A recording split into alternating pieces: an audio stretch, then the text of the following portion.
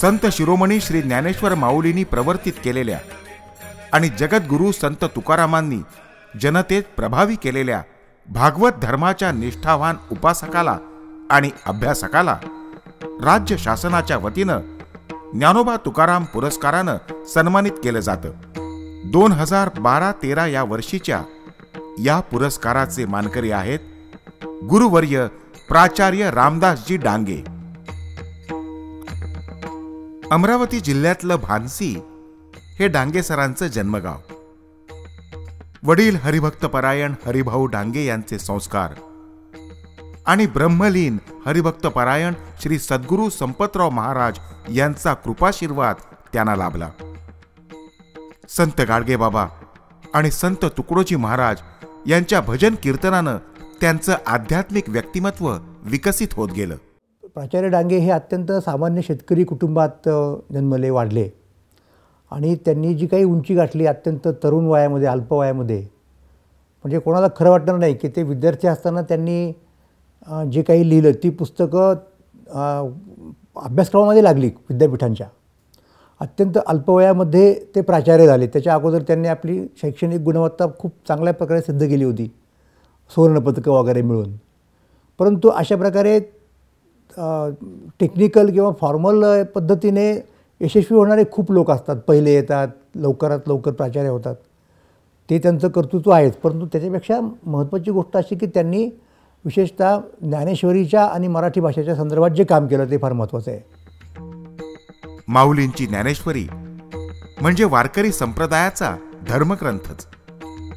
शके 1212 मध्ये लिहिल्या गेलेल्या ज्ञानेश्वरीत कालौघात अनेक अपपाठ निर्माण झाले। संत एकनाथांनी इसवी सन 1584 मध्ये ज्ञानेश्वरीचे संशोधन करून शुद्ध प्रत सिद्ध केली। प्राचार्य डांगे यांनी अशा स्वरूपाचं काम या 21व्या शतकात केलंय असं म्हटलं तर वावगं ठरणार नाही। पाठभेदासंदर्भात संशोधन करण्याची प्रेरणा त्यांना नेमकी कुठून मिळाली असेल? पाठभेदाच्या विचाराकडे मी केव्हा वळलो हे नक्की मला आठवत नाही। कदाचित शक्यता आहे की 1958 साली मी ज्यावेळेस BA ला होतो त्यावेळेसच हा विचार माझ्याकडनं झाला असावा असं म्हणण्याचं कारण, त्या काळात यवतमाळहून प्रसिद्ध होणाऱ्या लोकमतमध्ये प्राध्यापक भाऊ मांडवकरांनी एक परीक्षण लिहिलं माझ्या ज्ञानेश्वरीच्या 3ऱ्या अध्यायावर।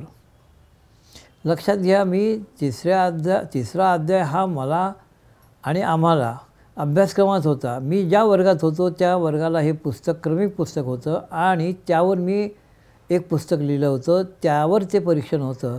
म्हणजे 1958 पासून BAच्या वर्गात असतानाच मी हा विचार सुरू केला असावा। नंतर मी 1960 मध्ये MA ला असताना 5व्या अध्यायाची तयारी केली आणि 5व्या अध्यायामध्ये दांडेकर प्रतीतले आणि राजवाडे प्रतीतले पाठभेद याचा तौलनिक विचार करून राजवाडे प्रतीचा एखादा पाठ कसा चांगला आहे हे अतिशय निर्भयपणे सांगितलं। निर्भयपणे म्हणायचं कारण असं की आम्ही वारकरी आहोत, वारकऱ्यांनी पाठभेदाचा फारसा विचार करू नये असा एक संकेत आहे, अलिखित संकेत आहे, पण आहे। मला तो छंद जडला। त्याच काळामध्ये पाठभेदावरची काही पुस्तकं वाटण्यात आली। श्रीना बटेटींचं काम सुरू होतं ते वाटण्यात आलं। आणखीन अशा माडगावकरांची प्रत वाचण्यात आली आणि मग मी नजीकच्याच भविष्यकाळामध्ये प्राचार्य झालो। प्राचार्य झाल्यानंतर मला वेळ बिलकुल मिळाला नाही। 18 तास काम करायचं, कारण नवीन कॉलेज होतं, नवीन गाव होतं। पण मग त्यावेळेस खूणखाण पाडले की वाचत जायचं, शक्य झालं तर त्याच्या काही टिप्पण्या तयार करायच्या आणि एक दिवस असा येईल की आपण हे काम करू। डांगे सर सेवानिवृत्त झाले आणि त्यांनी आपल्या इप्सित कार्यात स्वतःला झोकून दिलं। यासाठी त्यांनी देशभर भ्रमंती केली।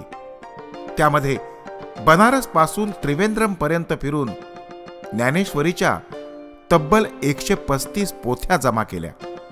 त्या अक्षरशः शब्दन शब्द अभ्यासल्या आणि ज्ञानेश्वरी या महाग्रंथाची चिकित्सक आवृत्ती सिद्ध केली। विशेष म्हणजे त्यांनी हे कोणाच्याही मदतीशिवाय स्वतःची पदरमोड करून केलं आणि महाराष्ट्राला कायमचं ऋणाईत करून ठेवलं। डांगे स्वतः वारकरी परंपरेतून आलेले आहेत आणि वारकरी परंपरेतून आलेला माणूस संशोधक होतो आणि हे आपणाला सांगायला लागतो। त्यामुळे वारकऱ्यांनी सुद्धा ते मान्य करायला सुरुवात केली म्हणून हे जे द्वंद्व होतं साधारणपणे आपल्याकडे अभ्यासकांचं आणि उपासकांच्या मधलं द्वंद्व, ते डांगे सरांच्यामुळं मिटलं. ही फार महत्त्वाची गोष्ट मानतो मी. कारण एकाच ग्रंथाचा अभ्यास करणारे 2 वर्ग आहेत आणि त्यांच्यात जर परस्पर संवाद नसेल किंवा एकमेकांच्या हेतूंबद्दल त्यांना संशय असेल किंवा एकमेकांच्याकडे ते तुच्छतेने पाहत असतील, तर ती गोष्ट महाराष्ट्राच्या सांस्कृतिक आरोग्याला फारशी पोषक नाही असं मला वाटतं. प्राचार्य डांगे सरांचं वैशिष्ट्य म्हणजे हे की त्यांच्या अंगात खूप चिकाटी आहे आणि या चिकाटीपोटीच त्यांनी अनेक प्रकल्प हाताळलेले आहेत. साहित्यातील निरनिराळे प्रवाह त्यांनी अभ्यासलेले आहेत. भाषा विज्ञानाचा त्यांचा अभ्यास आहे आणि अतिशय चांगले शिक्षक म्हणून त्यांची प्रसिद्धी आहे. व्याख्याते म्हणून त्यांनी बरंचसं नाव कमावलेलं आहे. हे सगळे गुण त्यांच्या ठिकाणी आहेत आणि सर्वांचा मुख्य म्हणजे मनमिळावू स्वभाव, सगळ्यांना एकत्र करणं, त्यांच्यापासून काम करून घेणं, आपणही काम करणं आणि अशा तऱ्हेने एक प्रेरणादायक व्यक्तिमत्व असं त्यांचं एकंदरीत ओळख आहे. ते मूलपाठ दीपिका श्री ज्ञानेश्वरीचे 2 खंड प्रकाशित केल्यावर डांगे सर थांबले नाहीत. गरुड पतिपत्नींच्या मुलाच्या सहकार्यानं त्यांनी या ज्ञानेश्वरीची पारायण प्रत प्रकाशित केली. सध्याचं युग हे संगणक क्रांतीचं युग आहे. म्हणूनच ज्ञानेश्वरीची शुद्ध प्रत संगणकाच्या माध्यमातून उपलब्ध करण्याची तयारीही त्यांनी आता केली आहे. आजच्या आधुनिक युगात ज्ञानेश्वरीला फक्त देवघरात पुस्तकी स्वरूपात संचित न ठेवता त्याला सर्वांसाठी खुलं करण्यासाठी आम्ही ज्ञानेश्वरीचं डिजिटायझेशनचं काम हाती घेतलेलं आहे. त्याच्यामध्ये ज्ञानेश्वरीचा पारायण प्रतीचा आम्ही ऑडिओ व्हिडिओ बनवतो आहे. ऑडिओ व्हिडिओ आम्ही सर्व सोशल नेटवर्किंग साईट्सवर पब्लिश करणार आहे. आमचा स्वतःचा विकिपीडिया आम्ही बनवतो, त्याच्यामध्ये पण तो असेल आणि अँड्रॉइड ॲप्लिकेशनच्या माध्यमातून पण तो सर्वांना अवेलेबल असेल. कुसुमे मुगती सुगंधे शोभती भाळी. डांगे सरांनी आपल्या या संशोधन कार्यात त्यांना उपलब्ध झालेल्या सर्व ज्ञानेश्वरींच्या प्रतीचा उपयोग करून समग्र ज्ञानेश्वरी कोशही तयार केला आहे. त्यांच्या कार्याच्या निमित्ताने भाषाशास्त्र, पाठचिकित्सा, अर्थनिर्णय अशा ज्ञानशाखांवरच्या त्यांच्या प्रभुत्वाचा परिचय अवघ्या महाराष्ट्राला झाला. महाराष्ट्र राज्य साहित्य संस्कृती मंडळानं मराठी शब्दकोश आणि व्युत्पत्ती कोश यांच्या निर्मितीची जबाबदारी त्यांच्यावर सोपवली. शब्दकोशाचं जे काम त्यांनी घेतलं ते खूप महत्त्वाचं काम असं होतं. कारण 68 सालापासून या शब्दकोशाच्या कार्याची सुरुवात झालेली आणि ते इतकं रेंगाळत गेलेलं होतं, तर ते डांगे सरांनी त्या हातात घेतलं आणि मग त्याला वेग आला आणि केवळ 8-10 वर्षामध्ये त्यांनी तेवढा प्रचंड कोशाचं काम पूर्ण केलेलं आहे. मराठी शब्दकोशाचे 5 खंड आज सर्वत्र उपलब्ध आहेत. 6वा खंडही प्रकाशित झाला आहे. महानुभाव कवी भास्कर भट बोरीकर यांच्या शिशुपाल वध या ग्रंथाच्या शक्के 1445च्या प्रतीचं संपादन त्यांनी केलंय.